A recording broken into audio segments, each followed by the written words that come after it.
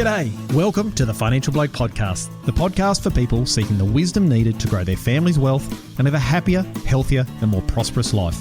My name's Ben Law and I am the Financial Bloke.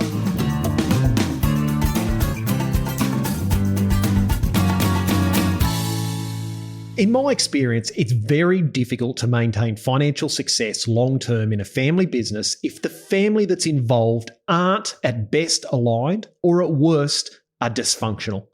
Like a tractor with an oil leak, misalignment or dysfunction of a family can be ignored for a while, but eventually it's going to cause some damage, and normally at the worst possible time and often with catastrophic consequences. So why should we even care if we're running a profitable business? In my experience, the strength of the family unit is just as important as the financial strength of the family, and I've rarely seen a prosperous family that doesn't have both. I feel that it's almost impossible to have one without the other. The problem is we're all taught to be technically good in the skills of farming or grazing, but seldom does anyone teach us the skills we need to strengthen family connections. Now, the really cool thing is that the solutions are not with anyone else in the family. The solutions are with you. You just need to learn the skills. To help us unpack this today, we've got Jill Rigney. Jill's a founding director of The Right Mind, a boutique consulting and training firm specialising in leadership training, team excellence development, and personal coaching. Back when I had my financial advice business, Jill's name kept coming up time and time again as someone who had helped a family on the land navigate a particularly tricky situation. Normally, it was where there were complex or really problematic family relationship dynamics at play. Because of that, she's been on my list of cool people to get to know for a long time. And when we finally crossed paths last year, I was absolutely stoked. Now, even though Jill's got a lot going on, when I reached out to her recently, she generously offered to come on the podcast and share her wisdom. So I've got a lot to learn today, so I'm ready to get cracking. So without further delay, welcome, Jill. Thank you, Ben. Pleasure to be here. Now, Jill, just for everyone listening, can you just give us a bit of a quick background on yourself and also your business, The Right Mind? Quick background. I'll give the very short version. Ben, look, I was lucky enough to grow up, with that lovely rural childhood in southwestern Queensland. Our family had rural businesses out there and still do. Did the classic go to boarding school 5-year, that we all end up doing. And I was fortunate enough to then go straight overseas. So I had time working in the UK for a period before coming back. So I delayed going to university. Came back and started uni in Orange. At that point, it was University of New England back then. But by the time I finished, it was actually Western Sydney, I think. So I was one of the few that got the choice as to what my certificate had on it at the time. And, I got probably 2 degrees, one in socialisation and one with a little bit of wisdom along the way as well. But my first job, and pretty much my only job, was straight out of uni. I came out in about 91 and I was employed by Resource Consulting Services, or RCS. And that was at the time David Hanlon and Terry McCosker. And David, of course, not then, sometime down the track became my partner.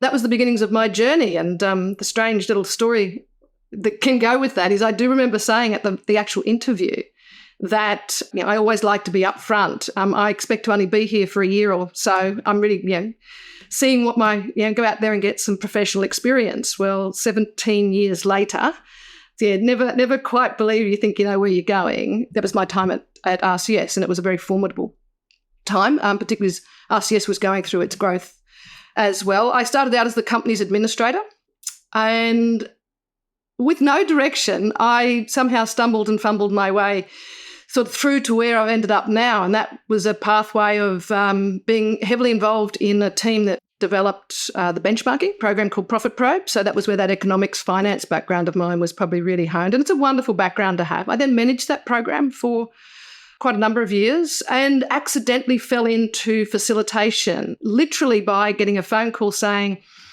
we're running Executive Link, Jill in Toowoomba, someone can't make it, can you quickly jump in the car, come to Toowoomba?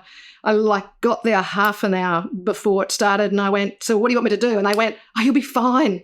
Just go in, keep them on track, give them some challenging questions. And so that was my first probably formal introduction in the 90s to facilitating. And the feedback can't have been that bad. I did keep getting asked to do it. And it probably was the first time I realised what my deep interest was. Although I may have been reasonably good at economics and finance and business structure, and didn't necessarily find that difficult, but it is very transactional, and that I'd always had a very deep interest in animals, animal behaviours and animal connection. I don't think it was radical that I discovered that was what I did and wanted to do with people. And at the same time, realised that all the economic work that we were doing then was great. You know, you're putting businesses in better places, and that's fabulous. Yet the people, I got genuinely, I'll use the word, I got distressed and nearly left during that time when I really couldn't handle the humans being as dysfunctional and distressed and disturbed inside those family businesses, which the majority of them were. Yeah, the day we walked in is the day we walked out. And, as a company, that was also a concern. But I was given the privilege of pursuing that space. And that began, I guess, the journey of where I ended up through to today, and a part of those programs we developed. And then 2006, David and I separated from RCS, basically to have the freedom to pursue the interest of the human development side. And we were also doing a lot of corporate work and non-agricultural work at the time. And so that was the beginning of TRM, The Right Mind. Let's be honest, TRM was David's and mine ridiculously indulgent private experiment. We had these things that we thought were possible, and we wanted to put into some sort of program to lift the education of people so they could perform better and not end up in the conflictual situations, which, I, by that stage was a negotiator and a facilitator. Wouldn't it be lovely if they had the skills not to end up there, and particularly family businesses? And so we did that and ended up down the leadership, impact, influence space, and the programs we created came from that. So that was TRM. We had a good time. We were lucky enough for some of that to be picked up by a lovely company called Norton Norris in the US, in Chicago, who took that work and validated, I suppose, for us by taking it into a non-agricultural sector. So very, very lucky that was, they thought the same of our work. And then, we were just doing what we're doing. Bring up the last part of that chapter, and that was then in 2019, Ben. Look, our worlds did change. David got a diagnosis in 2019, which is MDS, something that is a precursor to leukemia, and we went on our journey. And it was interesting because it made us restructure the company and look at it. And we did make some major changes, and we'd already started moving our work so that we didn't have to travel. So it was interesting when COVID arrived for us, we probably had begun that journey. And then, of course, there was just COVID. Apart from having to let staff go, which wasn't our preference, we went through COVID and through what was genuinely a challenging time. And, of course, as many will know out there, David lost that battle, or unexpectedly lost that battle in late 2021. So, and since then, it's fair to say that both myself and TRM have been nothing short of absent from the public space. I am back doing some internal stuff, and I do support and mentor a number of people out there, and I have ended up becoming, it's not consulting, it's not mentoring, but I've become a confidant to people leading groups and families through difficult organisational changes, and I'm a confidant in the background, which has been sort of an interesting development in this last, particularly 18 or 12 to 18 months. So, and then we're here, Ben. You ring up, and of the many phone calls, would you do a recording, Jill? I've said no. I'm not too sure whether I had a weekday or you were just delightfully, charming on the occasion. Well, I'm just glad you're here, Jill, because one of the big things that I found is over the 20-odd years I was a financial advisor, I know I'd see your name pop up all the time with difficult situations. So I'd have people coming and saying, we've seen this family in farming or a family business, and they've hit a god-awful position. And then Jill Rigney had been rolled in to help the family resolve that and deal with the family issues. So when I first ran across you, face-to-face, I think it was last year at an event, I was super excited. So when I reached out and said, hey, Jill, would you come on and help me talk to my audience and help educate them on family dynamics? I was extremely grateful. What was my first response, Ben? I think it was pretty much, let me think about it. Anyway, we're here, and it's my pleasure. Yeah, we are. So, Jill, thanks for giving us that. What was the need that you actually saw in the ag space, like specifically, which made you create the Right Mind or TRM business? Like, what did you need? And do you think that need has reduced over time? No, not at all. I think it could have increased, not because there are more difficult circumstances out there. I don't think that has changed. I think that's always been there. And what I do think has changed is the awareness around that this is an area that needs to be dealt with. And so back in those 90s, it was just never discussed. You know, it was this thing that would turn up and it was avoided. So let's just go back to the numbers. Let's just go back to the production stuff. And let's go and see the accountant and solicitor and see if they can't sort it for us. And this bit about the relationships that existed in those families weren't at a stage that they could actually have those robust conversations. And so that was the need, that the human side of it was so missing that it was literally destroying relationships. And at a business level, I'm sorry, I do not believe a lot of those businesses were able to make good discerning decisions that went on, one, to support the business so that the business supported this family and the family still enjoyed being a family. And that was really missing. And look, I wasn't the frontier person in it. I was certainly in the earlier days of it, as many were. I'm going to, here, because it's worth recording, I'm ridiculously grateful for the role that a couple of people played. And I think they were frontier people in putting that on the table. We're probably benefiting from it now. And that's, without a doubt, Lynn Sykes played an enormously significant role when I was coming through, and also in, I think she was very brave in putting it on the table. And she had, she was bringing skills and processes that weren't there. And there was a fellow by the name of John Lord who also was doing some very good work during that time. And so I've really probably end up moving into the slipstream of that with my own sort of nuances. We all do that, don't we?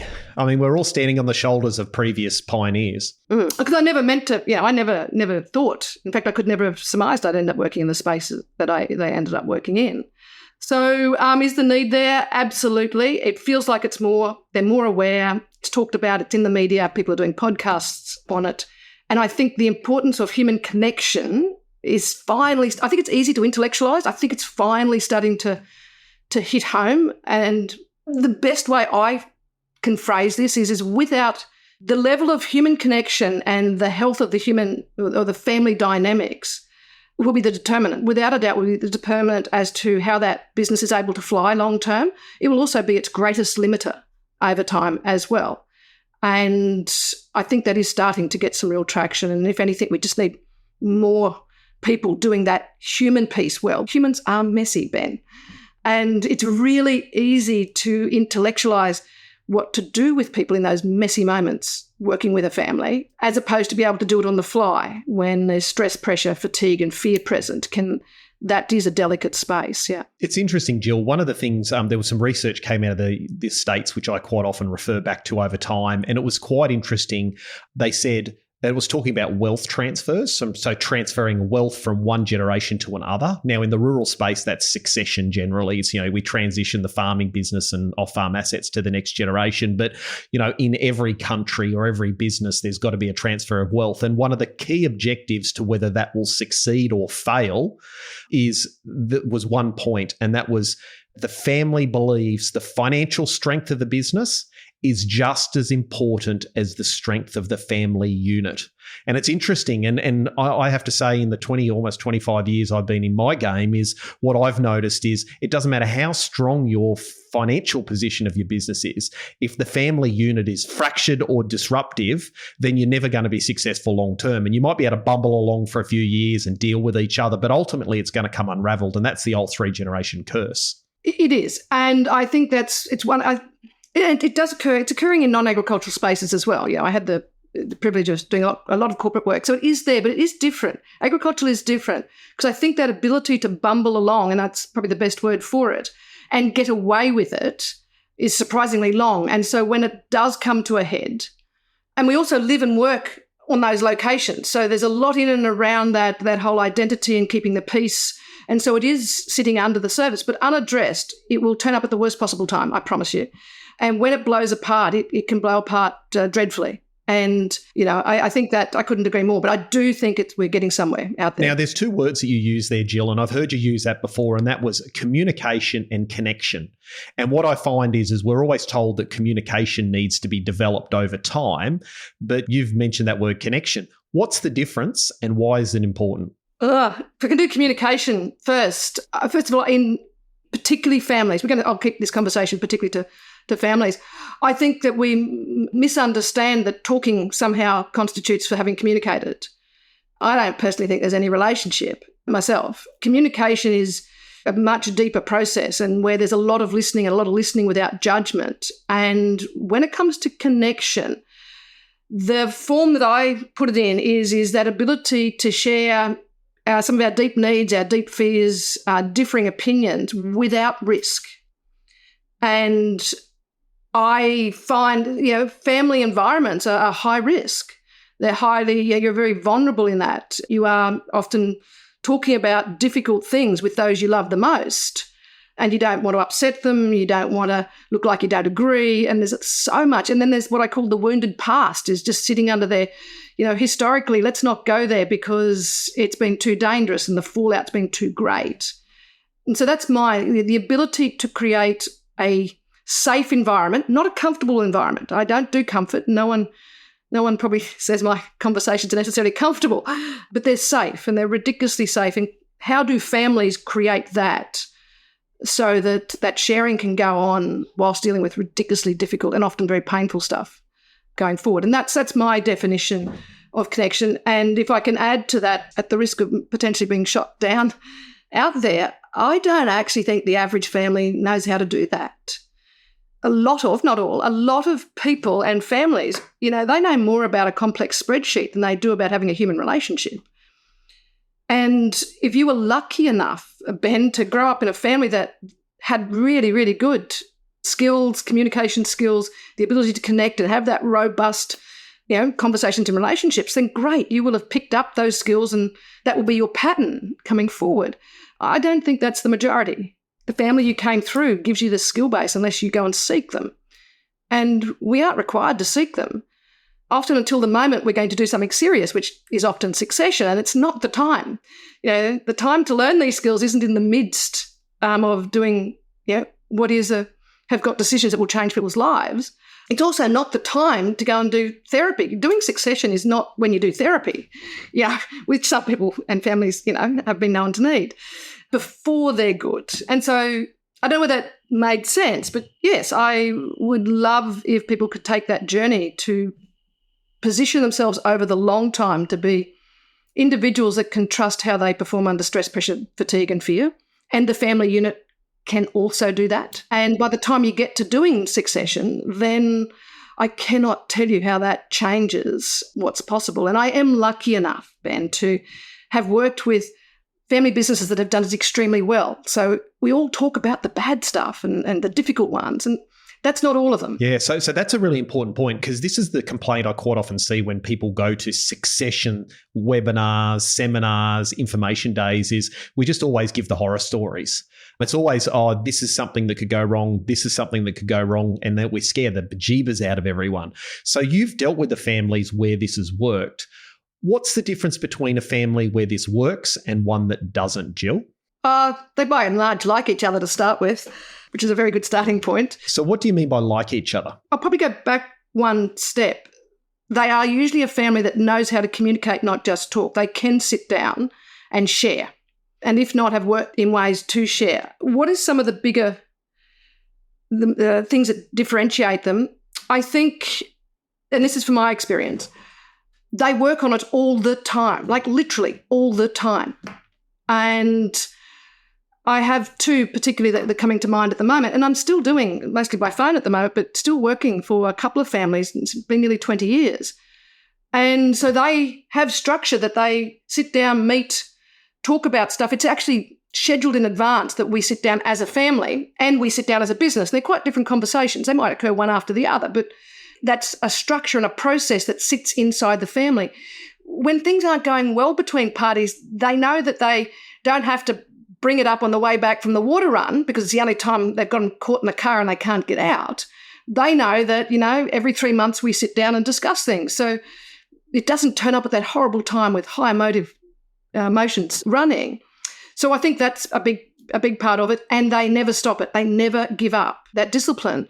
So yes, I still have businesses where I talk with or work with once a year or once every second year when there's nothing going wrong. There's no one to be happening. It is a maintenance. It's no different to changing the tyres on a vehicle. It's time and it's scheduled in advance. And every single time we've run those meetings, quite often, particularly as they've been happening over time, I get there and go, in advance I'll say, so what is it? I talk to every individual, but what is it that you think that you need to discuss? And it's amazing how often these days they go, well, there's nothing really happening, Jill, but it'd be good to do. And we often have a social occasion first because the relationship is built around food as well. I want to talk about the fact that it's not just an event, there's a whole sharing process. And I've never done one of those where something hasn't come up that's just been niggling somebody. They didn't quite realise it was as meaningful or concerning to them until we got into the conversation, and people would go, oh, I had no idea. So we deal with these sort of little acorns whilst they're small. And so the probability of having to employ a professional negotiator to sort conflict, which is the worst case scenario, doesn't ever take place. And I'm not saying they're easy. It's not always lovely. They can be difficult conversations, but they're ridiculously respectful. And they work. It's I don't know whether that long description answered your question, Ben. No, it did, Jill. I've written some notes here because I think it's really important. I think I wrote number one is they separate family from business so they can have discussions about family, talk through the family problems, and then talk about the business problems. They don't mesh the two together. Number two, I wrote down they value it. They actually see communication and connection as a family unit, or the strength of the family unit is actually valuable and requires effort just as much as the rest of the production. They practice continually having communication, and I'm guessing as part of that communication and connection is how to have healthy conflict, because I think that's what we don't know how to do. They work on it when nothing's going wrong. So in other words, it's not just, we service the tractor all the time, not just when something breaks, and they are respectful of each other. What about self-awareness? Because that seems to be a thing for me, Jill, that seems to be really important is, if you're not self-aware, everyone else is the problem.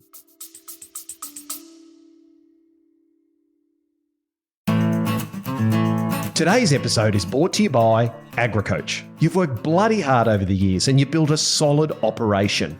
But as your children grow up and start their own journeys, you're beginning to think about the next 5, 10, and even 15 years and how to keep driving the business forward and ensure a smooth and successful succession plan. Preparing the business, preparing the next generation, and preparing for your eventual retirement all requires a solid plan and a proven process. Unsure about the right steps to take? Head on over to agricoach.com.au/webinar to learn more about our Succession Proof Your Family webinar. AgriCoach, aligning families, growing wealth, and protecting legacies. And now, let's get back to the episode.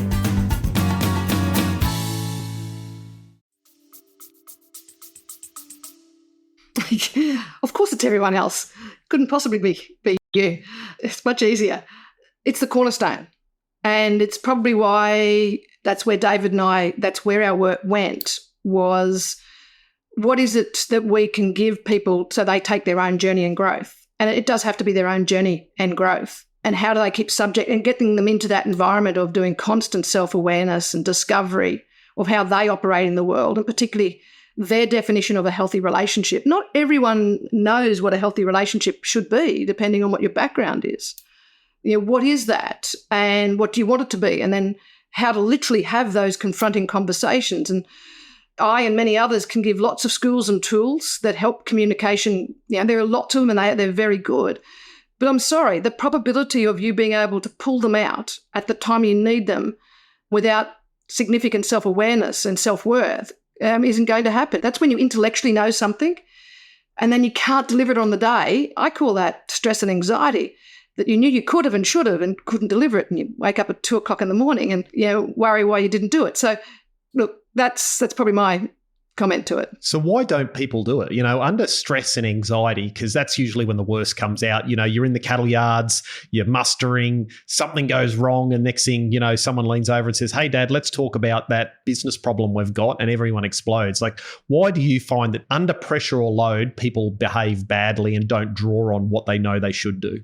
Oh, that's a subject matter in itself, Ben. That's what we're here for. My first comment is one of the reasons that occurs, one is it's the habit. That's just what the family does. And they won't even probably know why they do it. So it's an unconscious habit that turns up. I think one of the drivers behind that is that there is no other avenue to get heard. So when humans feel unheard, unlistened to, and unattended, which regularly in families they will pick a moment, and it won't be a good moment because there's no known place that where am I going to get to say this? It's why someone will say something in front of people that aren't even in family, and you go, why did they say that in front of us? Like, that should be kept at home. And it could be this person's not going to hear me any other time. And so there's no process in place, family communication process for that to occur. So they will pick a time, usually the worst time, and then we've got a bigger complication. So that's part of it. So I call that ambushing to get heard. And probably the other one is there's just not the skill. They don't know how to bring up difficult subject matter without the risk of that occurring. And the phrase I often use is the challenge of, in my work, but also the challenge of a family is, I use this because it's how I draw it on a board, but the challenge is how to keep everything in dialogue.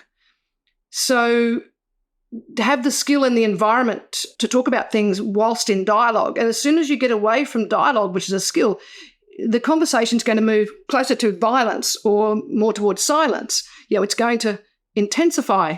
Either way is aggressive, by the way, with no good outcome. But we can't resolve things and we can't hear. And then my last comment to that is, under stress, pressure, fatigue, and sense of emotive states, no one breathes. And as soon as you don't breathe well and all that plays out, you can't think. You get to react. And so you get a poor version of yourself quite often. And they're techniques that can be put in place. So that's part of the self-awareness. Who and what do you need to be in those moments? And can you do that level of control so that you can actually think, which most people can't under those conditions? And, I think we're all human. I know myself, I suffer from that where things come up at the wrong time. You're under stress, you're busy, and then you fall back onto old habits. And one of the questions I get quite often from people, Jill, that reach out to me on the podcast and they say, Ben, how do I actually have discussions as a family whenever I raise an issue, it just blows up? How do you actually start this process of starting? Because it's great to get to the point where you go, we've practiced the basics, but there's almost a time where you've just got to start. How do you actually start that process? And remembering you've got different generations involved. And I think that you've got very different perspectives on the world and skill, and you've got generations have a different reaction to risk and threat and exposure. I mean, what we're talking about is a terribly vulnerable process. For some, it feels like taking their clothes off, in front of people they might not trust. Ben, this is my advice to people. It's what I give people. Somehow there has to be a point of agreement. And that agreement is along the lines of asking the parties involved, would you like things to be better than they are today? That's a beautiful question, Jill. I love questions. That's a great one. Yeah. And what we tend to do is we tend to go to somebody else in the family and going, we need to have a family meeting. Yeah, we need to improve our communication skills. Can we sit down? And that request, by the way, is incredibly threatening. So my suggestion is to get agreement first up that there's a reason to. Would we like things to be better than they currently are today in some form?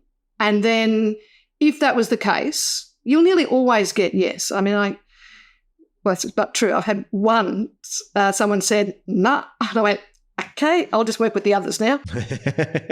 That's a lack of self-awareness, isn't it? Oh, there's a bit more going on there. But yes. So, yeah, I think that's part of it. Yeah, let's get agreement. And then if we were, what might you do? What might we do? What might be a starting point? And it's quite often the younger generation driving that discussion, not always, but it often is. That's my experience. It seems to be.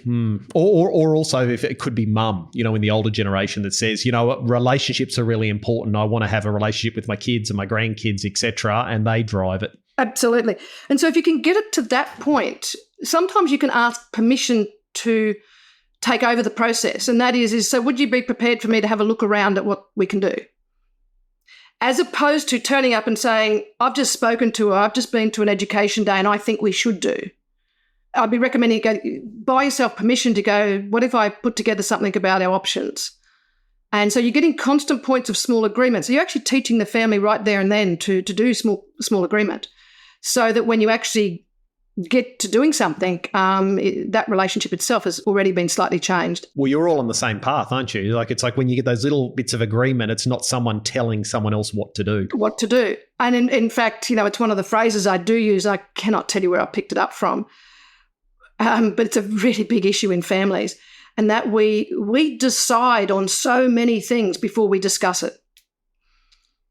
So if you want conflict, you make decisions before you've discussed things appropriately. You will get pushback, even if what you've decided is the world's best idea. They're not going to play with you.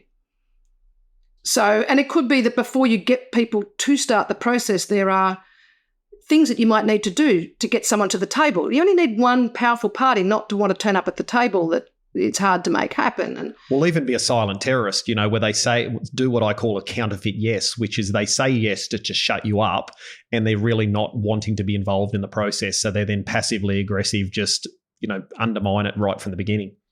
And then there are things you can do with those gems that turn up in those rooms. But it is a matter of getting, I often remind people that there are only 3 reasons why people won't turn up to the table.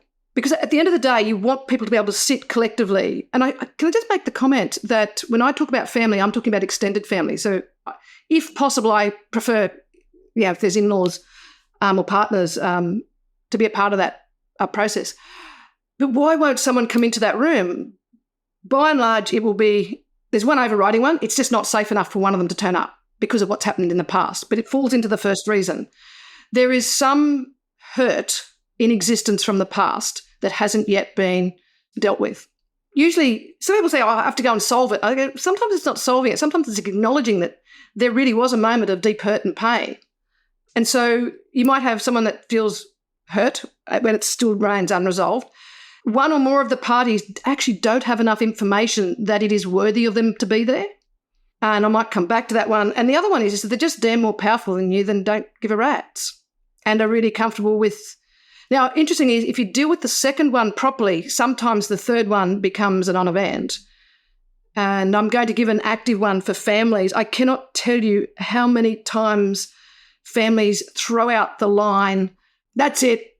If this keeps going on, I'm leaving. And by the way, you can't run half this place without me. So we get all of this. It happens next week and they get out of bed and go to work and never bring it up. So certainly at an unconscious level, the other party goes, I can do what I like because they can make all the threats in the world, but they don't actually take any action. That's what happened when I had my toddler, is if there was empty threats, they just eventually turn around and go, Dad just says he'll do X, Y, Z and never does it anyhow. So the behaviour comes back. Exactly. So the phrase I often use when training is be careful. We teach people how to treat us. And if you throw the threat out, do nothing, well, why won't they keep pushing you, abusing you and asking more of you? Because there is no boundary in those states. So, hurt, unresolved, not enough information. Enough information could be, actually, I'm leaving. We've just bought a house in town. That's information. All of a sudden, the sense of power often does move surprisingly quick, actually.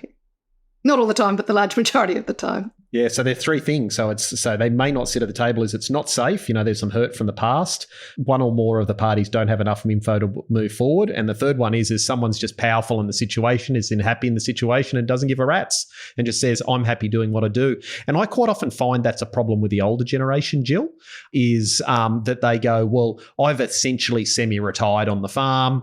The next generation's come through. I'm happy and comfortable where I'm at. The next generation are chomping at the bit and they're going, well, why would I want to change? I'm as happy as Larry where I am. Exactly. And that younger generation is often making it really easy for the older generation to enjoy that time. They're rescuing them and providing that. With no risk. Now, I'll come back. I think one of the reasons is that plays out when there hasn't been the capacity to look at, there's two parts to this, I'm trying to do them separately, is that the family does not know or truly understand each other's needs.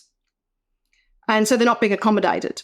And in families, that's when you do need that, very robust ability to communicate and connect for people to share what those significant needs are. And they are radically different between the generations. And in my experience, people don't disclose those significant needs unless the environment is safe enough to do so, particularly if it differs from what they think their parents or the parents, it differs to what they think the children will want of them. So you end up in that horrible space. So I think the ability, particularly in any form of communication, but particularly to succession, needs discovery is the whole point. What are the deep needs, which are quite different to wants? What are they? And can this business then accommodate that? Whereas quite often everyone comes in and goes, this is what we can do with the business to make everyone happy. But no one's actually sat down and found out what the individual's needs, and they're regularly not disclosed within family. What's the difference between wants and needs in your mind, Jill? Just to give people a clear understanding, you're sitting at the kitchen table saying, well, what do you want and what do you need? What's the difference? Oh, boy, I could repeat a conversation I had last Friday afternoon now. I won't, in case they listen to this. It could be that I want at least half the assets. I want at least half the assets because that's even.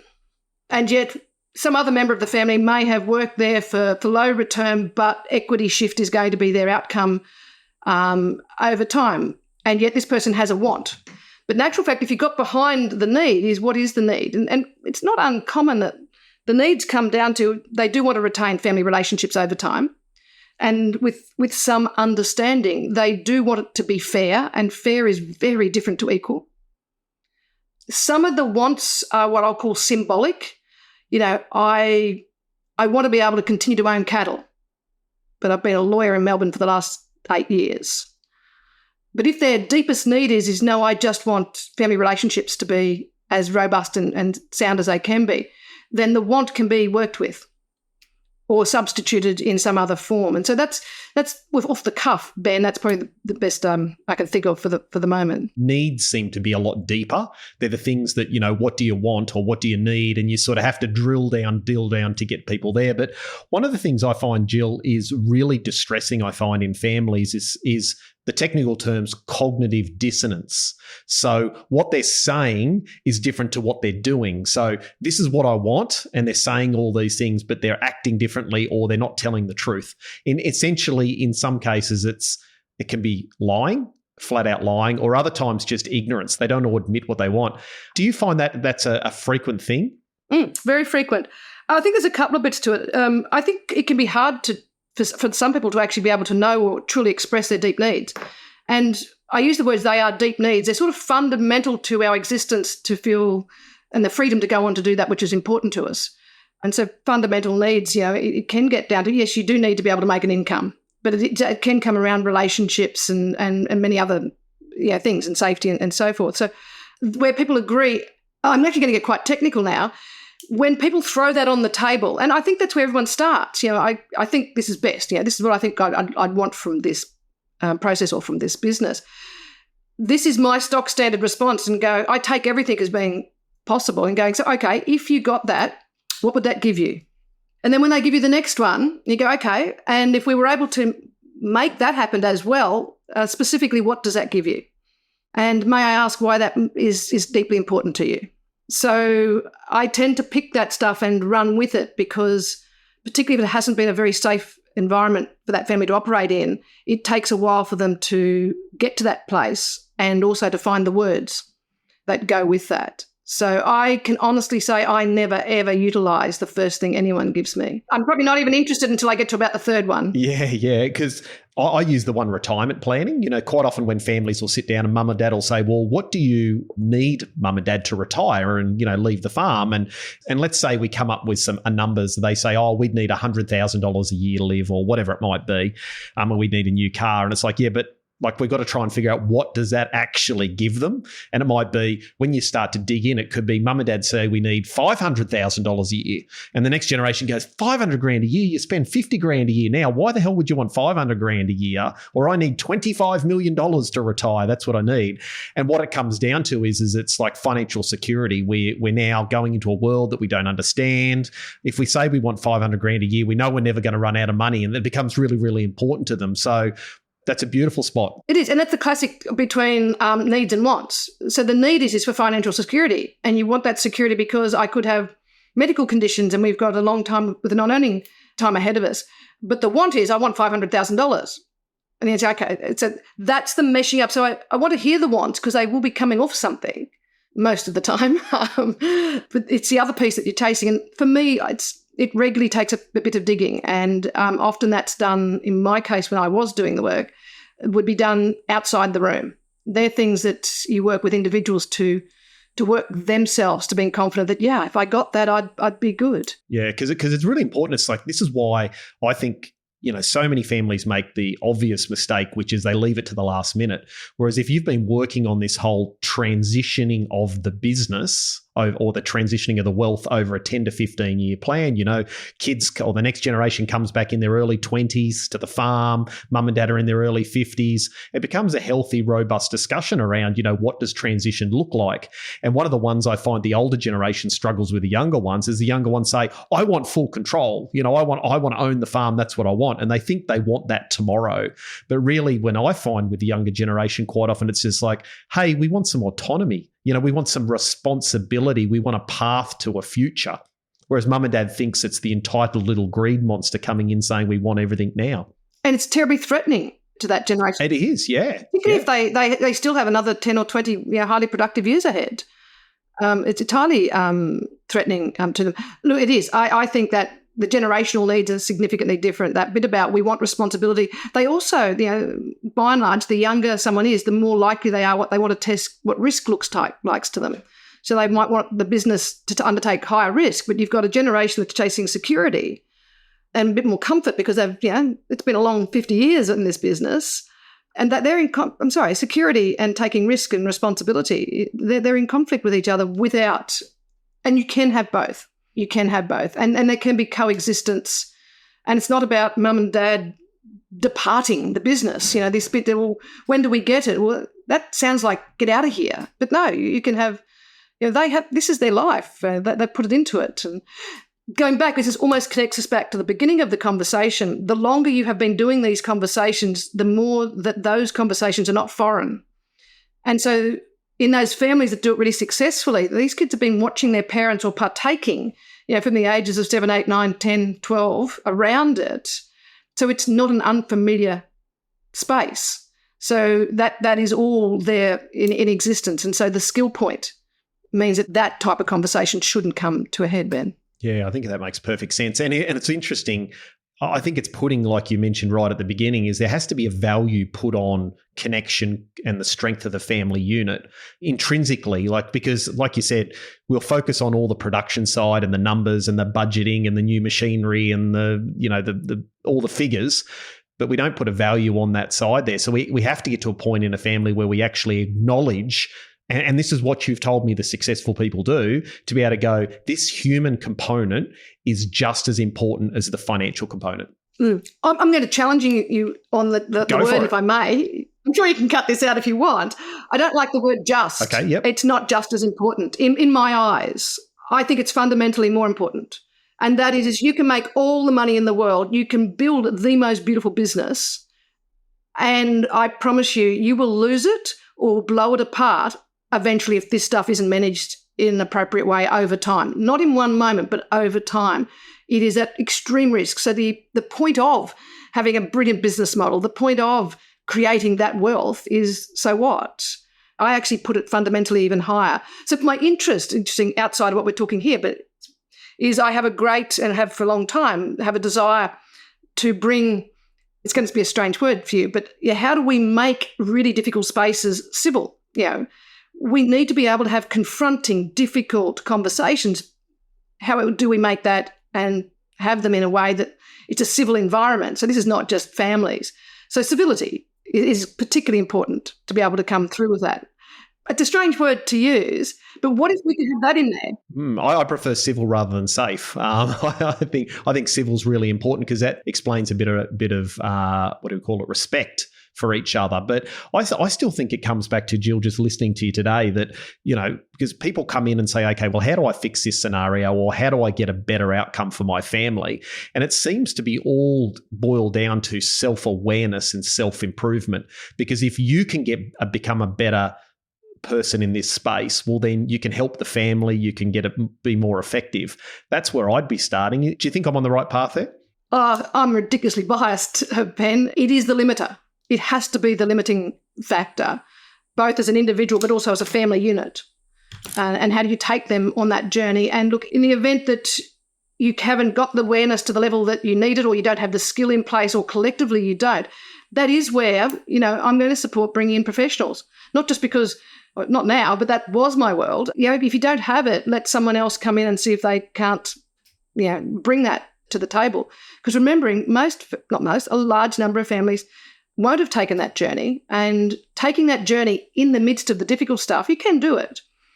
You just need to make it go over a longer period of time, or bring a professional in that might play that out for you. And if we use a tractor scenario, it's better to service the tractor or provide maintenance on that tractor than wait until something breaks in the middle of harvest or planting or something like that, and then having to try and fix it. And if families can actually say, okay, we need to become personally aware that this human capital and these skills are required, and we need to start practicing them in the family. And then if they've got the capacities to be able to bring the right people in. And one of the things I just want to make a point, Jill, that just seems to happen all the time is that when families are having difficulty in their business, and usually families at the core of it, is they go to their accountant, or they go to their bank manager, or they go to their financial advisor and say, hey, there's some problems here. Can you help me fix this?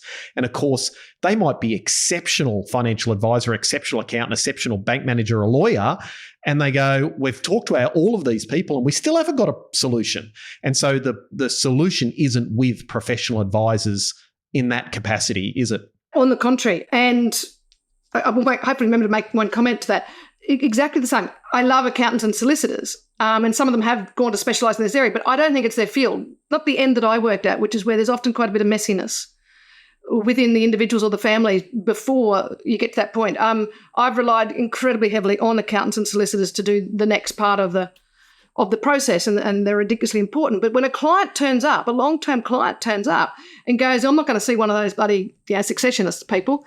Can you do this for me? A lot of accountants and solicitors will feel caught as to try and do it. And so I think you're putting your accountant and your solicitor into a difficult position under those conditions. And if I can go back to the professional bit, I'm going to make this comment, given I'm not out there doing it nor looking for it, on behalf of those that are in the industry, is that finding someone that can work inside your business, whether just for communications or for succession, it doesn't mean that the first one you come across is the right one for you. It's just like going and choosing an accountant or solicitor.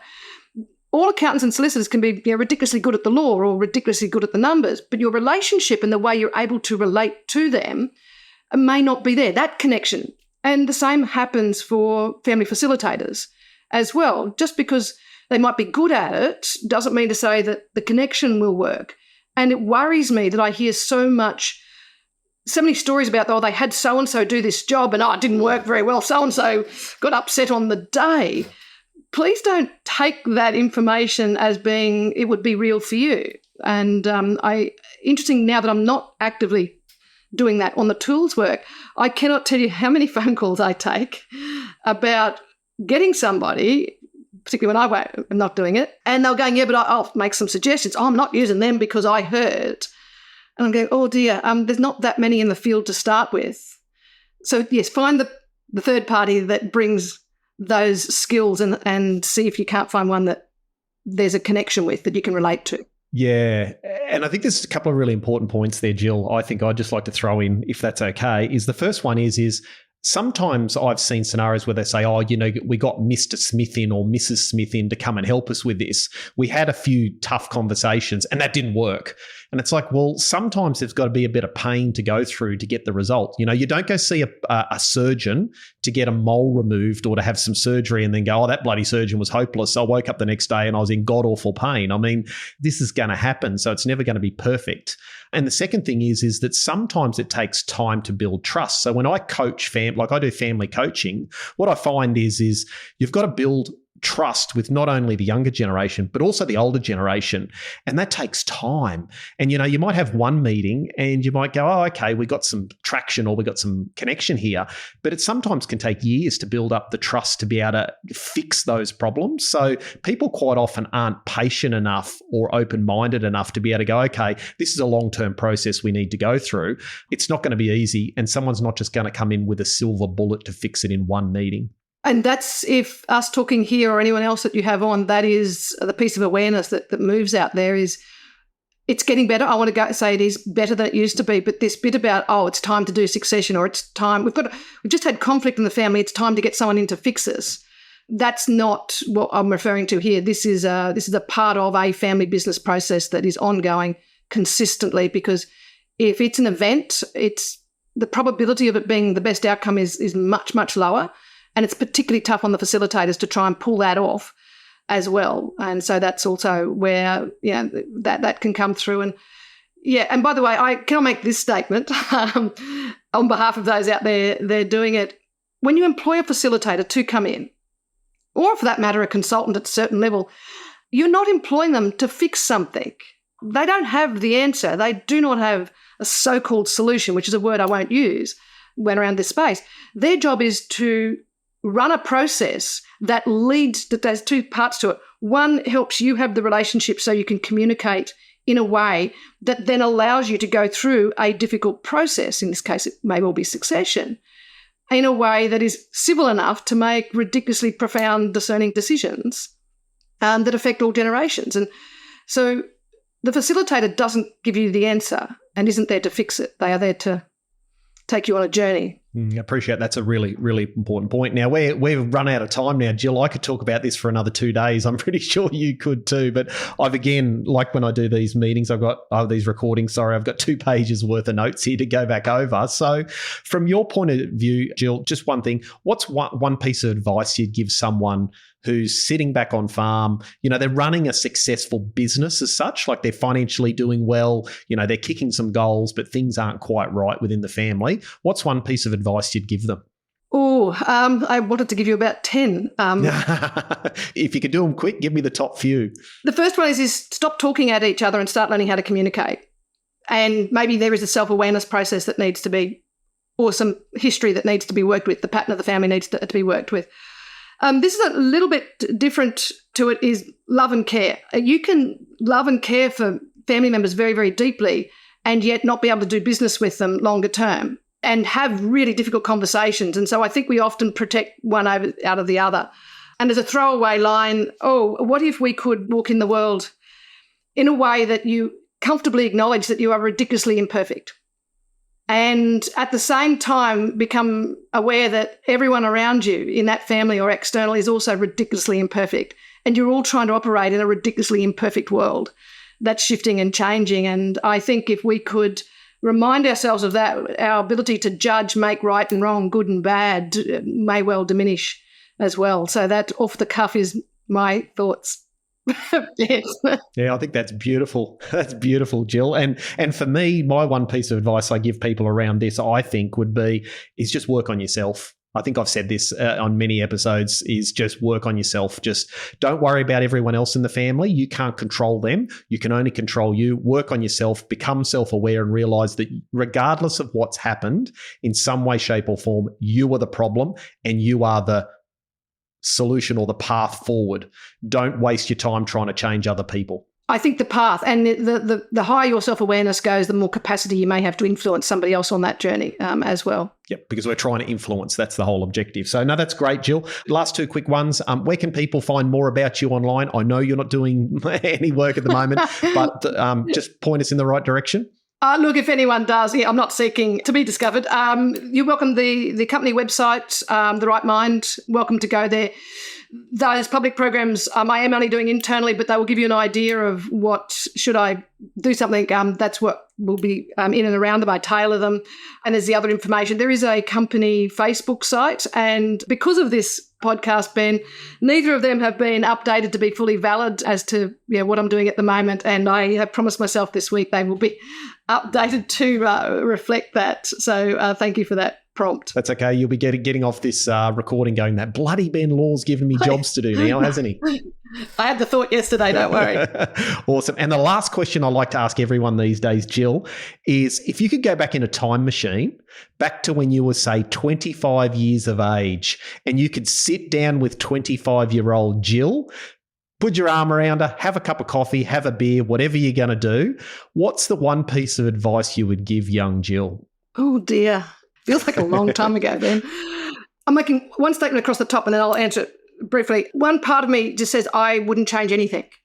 And the reasoning being is I am a product of everything that's played out, both good and bad and difficult along the way. So I don't walk regretting anything in that sense. Boundaries. I think if I had my time again, I would understand where to put boundaries in place much earlier, particularly as a young professional and during that time as a young female professional where there wasn't huge amounts doing that. What are those boundaries? I sold my soul probably to help build my credibility. I was always available at a company level, but also at a client level. And look, yes, I probably did get to build a bit of a reputation out of that, Ben, which I benefit from as time went on. However, let's be honest on this podcast, it probably cost me financially in the sense that I literally sold my time and gave it away for nothing. And it, without a doubt, cost me some health and well-being over that time. And I'm happy to say that, I want people to extend themselves. I want them to be very clear about those boundaries. And if there was another one, look, I wish I had trusted my ability and capacity much earlier. I think, to this day, and I was very lucky. I had people around me that probably had greater faith in my capacities than I did. It took me a long time to work out the difference between having confidence in my field and having the courage to have a go. And I think I will mention this because a lot of people bring it up with me, Jill, I want more confidence. And it took me a while to figure it out. There wasn't confidence I needed or was chasing. In fact, it's quite dangerous. What I needed was the capacity to constantly turn up with small amounts and consistent moments of taking courageous actions and becoming comfortable with it. And it's about becoming comfortable with that discomfort, which I still have to this day, except I'm not afraid. It's become a friend in the background. So that's my 2 bobs worth at the end of this talk, Ben. I appreciate that, Jill. That's fantastic. I mean, one of the themes that always seems to come through with this question is essentially, for the lack of a better terminology, to back yourself. So it's like get to a point in your life where you actually start to back that little voice that's in your head saying you can do it, because there's always a voice that says you can't, but it's actually do that. And I know that's my advice to younger Ben would be to, you had so many ideas and visions and you just got to learn to back yourself. And get a little bit comfortable with some failure. Yeah, and because you don't grow unless you fail. That's the reality. A better word for failure is growth. Yes, it's a bit more painful, but it's got a better outcome. No, exactly. Awesome, Jill. Well, look, we're out of time. I sincerely appreciate you coming on the podcast. I know it was a big ask to do. I think you've added exceptional value there. I think the ag industry is far better off for you being in it over the years. And I look forward to having another conversation about this another day and digging into some of those 2 pages of notes. Thank you, Ben. It actually has been a genuine pleasure, and I feel privileged to have been asked to do so. Well, that's ticked a big box for me, having that conversation with Jill today. And I've got as I think I said it at least 4 or 5 times at the end there, I've got a whole lot of notes. Now, normally at the end of these episodes, I like to just give a couple of points. And there's 3 things that I've written down in my notes, which I think are key that I'd like you to take away. Number 1 is you need to learn to communicate, not just talk. So if we want to build connection, not just communication, we have to learn how to do that. Number 2 is communication or building connection and trust. You have to keep working on it all the time. It's not just a one thing you do and then it's a silver bullet you fixed. And Jill mentioned that the successful families that are kicking goals in business and in the family are practicing connection and communication skills when things are going well, not just waiting until something's broken. Number 3 was the questions that she suggested if you should ask if you're needing to improve things. So one of the things that I get questions from young people or the next generation asking me is, well, how do I start the conversation with mum and dad? I just really struggle with that. And Jill gave us a great question, which is to ask mum and dad is, would you like things to be better than they are today? And ask them that question. And that's basically very seldom will you have a, oh no, I'm happy with the way things are. Then you need to say, okay, if you do want it to be better than what it is today, what are some ideas of what we could do? Now, they may have some ideas, they may not, but at that stage you need to listen. And then the third phase of that, as Jill mentioned, was to get permission. So it might be something along the lines of, hey mum, hey dad, would it be okay if I take a look around and come up with or see what options we might have out there to improve things?